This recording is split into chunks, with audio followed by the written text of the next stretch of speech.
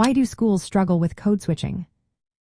Imagine a student switching from one way of speaking at home to a different way in class.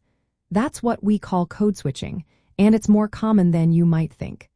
But why do schools find it so hard to handle this natural language practice? Let's find out. Schools often focus on a single, standard language, usually the official or dominant language of the country. They expect everyone to speak and write in this one way, which can make students who naturally switch between languages feel out of place. Teachers might see code switching as a mistake or a sign of confusion, but in reality, it's a smart way for students to communicate and connect with their cultural identity. In many communities, switching between languages or dialects helps people navigate different social settings.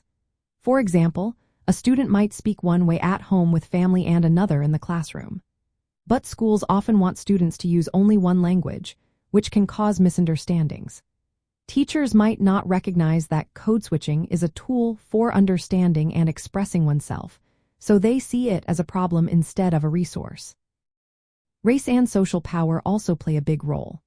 Practices associated with minority groups, like African American English or other dialects, are often labeled as incorrect or non-standard. Meanwhile, similar language styles used by more dominant groups are accepted or even praised.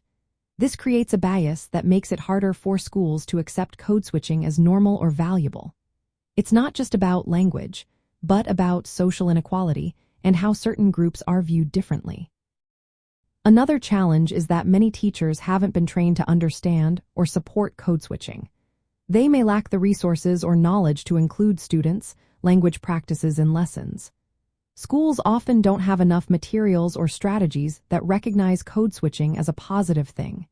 Instead, they focus on teaching in only one way, which doesn't match how students actually speak and think.